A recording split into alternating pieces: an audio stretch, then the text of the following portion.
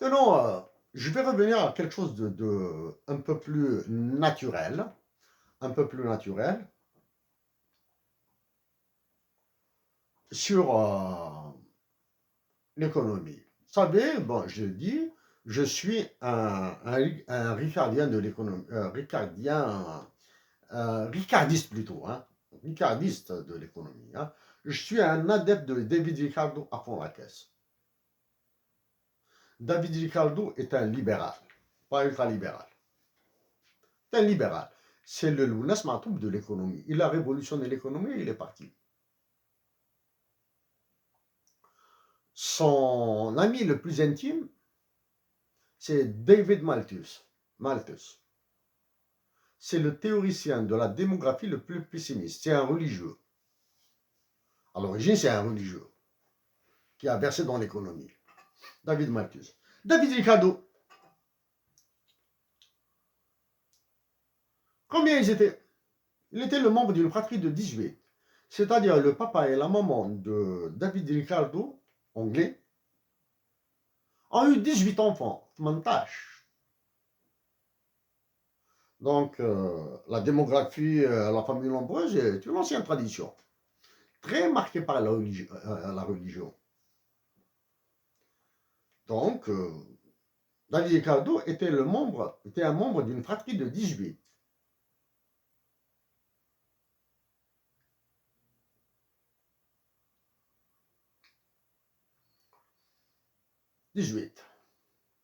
Une star de la chanson, très connue, Céline Dion.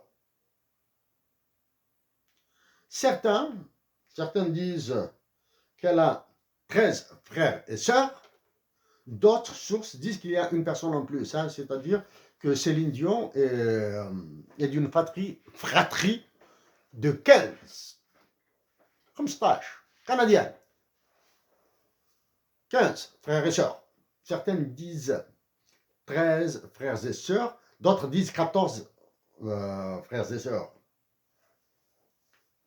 Donc la démographie, même au Canada, avec Céline Dion qui est encore vivante. Donc ça bouge là, ça pousse. Un cas personnel, pour éviter de parler des autres que je connais. Je connais pas mal.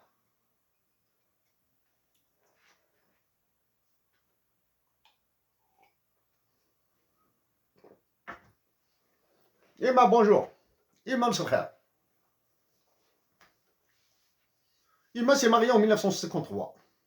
Ah, Imam ça s'est marié. Imam a épousé celui qui allait devenir mon père en 1953.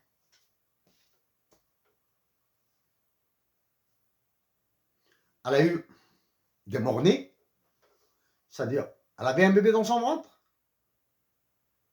Hop, il est mort et il est sorti. Voilà. Elle a eu des enfants qui sont nés vivants, parce que une démographie, ce sont des concepts différents. Hein. Elle a eu des enfants nés vivants, qu'elle a commencé à éduquer, à élever. Ça, c'est to rise them up. Mouthen, sont morts. Exemple. Parmi mes frères et sœurs que j'ai perdus. Dahman, Khaled, Rahima.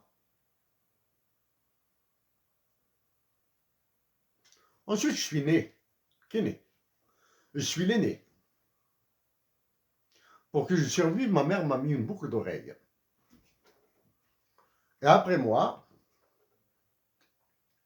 nous avons eu, Ima a eu une descendance de 9 vivants. Nous sommes 9 et vivants en cours de route. Ima a perdu Samira, ma soeur.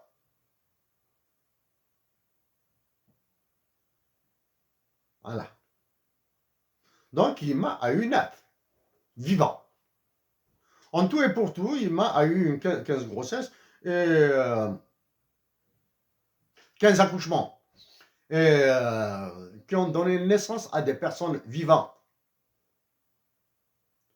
Et 18 grossesses. 18 grossesses. Donc, est-ce que mon père et ma mère avaient tort d'en avoir fait 9? Mon père et ma mère nous ont élevés dans une pauvreté, une très grande pauvreté, hein. Nous étions très pauvres. Nous étions très pauvres. Donc là, en parlant maintenant de la démographie, donc le phénomène de familles nombreuses existait avant. Maintenant, parmi la descendance finale d'Ima, elle a arrêté d'enfanter là maintenant, elle est veuve. Et elle a 82 ans. 83 ans même.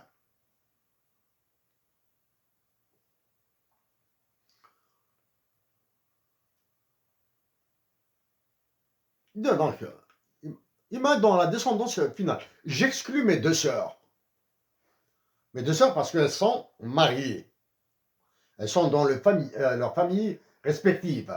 Donc, leurs enfants seront décomptés pour leur famille à elles. Donc, chez les garçons de ma mère, chez ses belles-filles,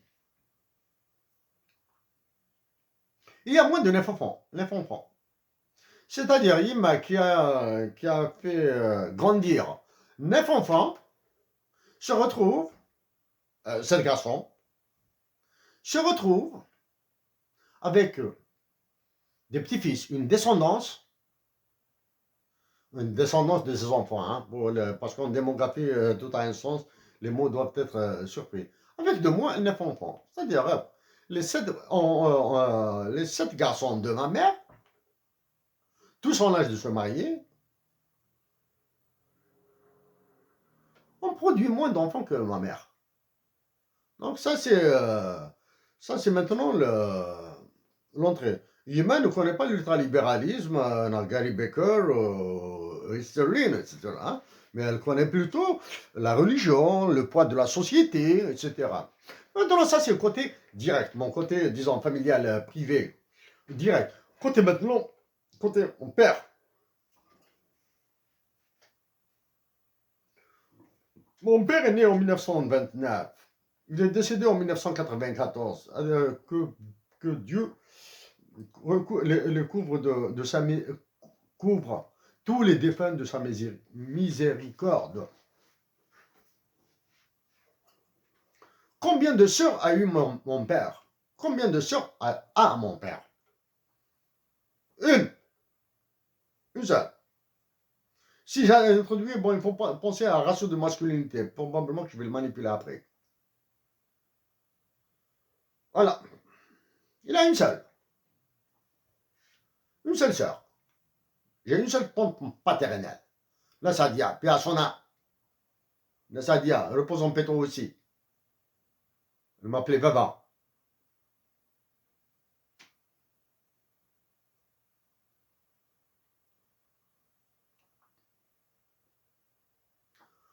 Parce que je portais le prénom de son père. Je porte toujours le prénom de Jdi. C'est pour cette raison que ma tante paternelle, la Sadia, m'appelait Baba. Miss Baba, plus exactement. Elle m'appelait comme ça. Donc mon grand-père et ma grand-mère, Jidaninouche, n'ont eu qu'une seule fille. Pour un garçon vivant et un autre garçon.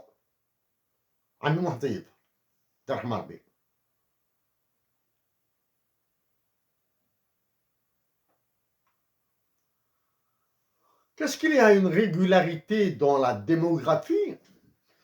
On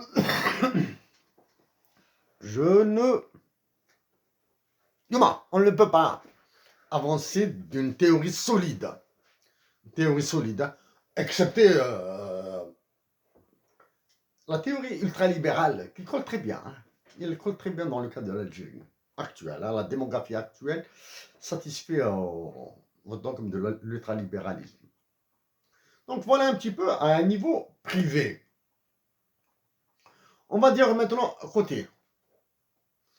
Au départ, je vous ai parlé de ça. Ouais, il y a des femmes qui donnent naissance à des femmes extraordinaires, à des anges, à des merveilles, à des diamants. Alors, maintenant, ces femmes d'un côté, ces hommes d'un autre côté, peuvent se rencontrer, peuvent jamais ils peuvent ne pas se rencontrer. Ils peuvent se rencontrer et splitter, ne pas s'entendre, se séparer.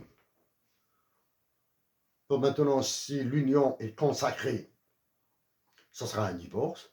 Si l'union n'est pas consacrée, ben, ce sera juste une rupture qui peut être assez dure à vivre, probablement, ou salutaire, probablement. Bon, donc voilà. Maintenant, puisque nous allons pas, je vais parler de la pyramide des âges, ça va vous paraître abstrait parce que je vais tordre le cou et je vais les massacrer, je vais détruire certaines expressions dans l'air du temps, du style la population algérienne est majoritairement jeune. Ah, je vais tendre le cou à ça. Parce que les mots ont une signification. Avant de vous montrer la pyramide des âges que j'ai faite à partir des données de l'ONS, je vais vous montrer une jarre. En démographie, c'est très sérieux, c'est pas une blague là, c'est ça, c'est la blague. En démographie, il y a des pyramides d'âge qu'on appelle des jarres, earthenware, ou bien plutôt, plus exactement dans la terminologie française, vous allez trouver pyramide des âges en forme d'urne. En forme d'urne. La voici. Je vais vous montrer tout à l'heure la pyramide, du moins même, elle est là.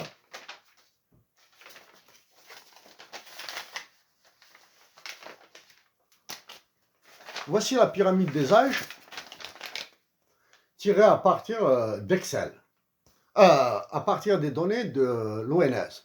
La pyramide des âges pour 2020, pour la population de 2020 en Algérie.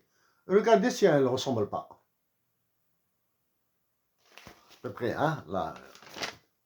Je ne dois pas casser cette jarre parce qu'elle hésite filée. Ça, elle ressemble. Un peu. On va expliquer un petit peu la jarre. La pyramide des âges avec une jarre.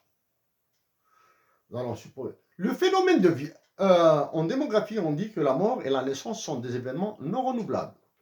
Quand une personne naît une et une seule fois.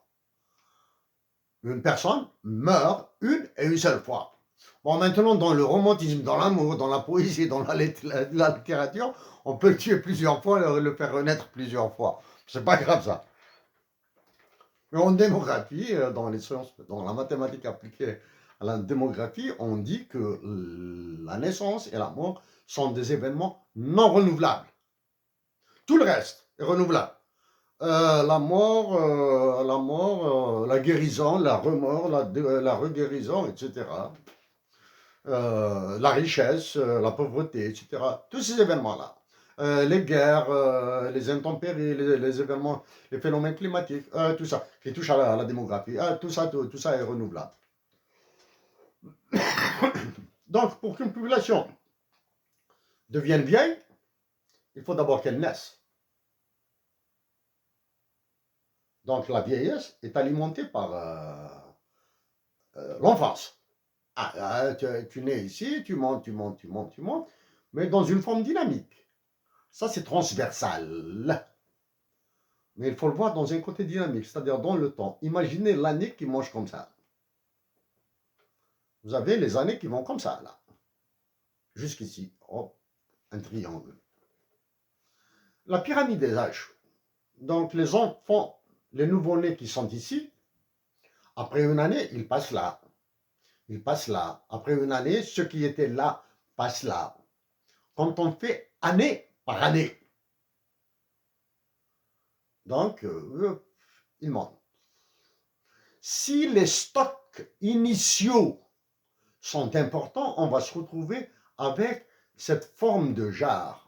On appelle ça une urne, une pyramide des âges heurtée. Elle commence à être sérieusement heurtée. Mais toute la pyramide des âges est pleine de trous. Les trous, ce sont les décès.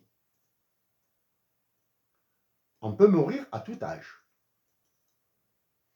Donc, la pyramide d'âge se remplit par le bas d'une façon dynamique et elle perd aussi d'une façon dynamique à toutes les tranches d'âge et à toutes les années, jusqu'à la fin de la vie d'un individu. Une fois mort, il est mort. Voici le fonctionnement d'une pyramide des âges. Ben, quand il y a beaucoup de personnes au sommet, on dit que la population vieillit par le sommet, mais aussi quand il y a très peu de personnes qui sont en bas âge, à une année, à 2 années d'âge, on dit qu'elle vieillit par le bas. Ça, c'est le premier tabou que je casse, hein, parce qu'on ne peut pas naître vieux. On est enfant et on commence à monter, à monter, à monter, à monter. Donc, s'il y a peu d'enfants, ici, nous aurons plus de vieux quand toutes ces personnes seront passées à cet âge. Donc, la population va vieillir par le bas et par le haut. Ça, vous allez le voir dans l'évolution des taux de croissance de la population année sur année, 6 mois sur 6 mois, si cela est possible à calculer, etc. Ou bien par période de 5 ans, 10 ans, etc. Ça, vous allez le voir, les équilibres stables et instables dont j'ai parlé avant. Bon.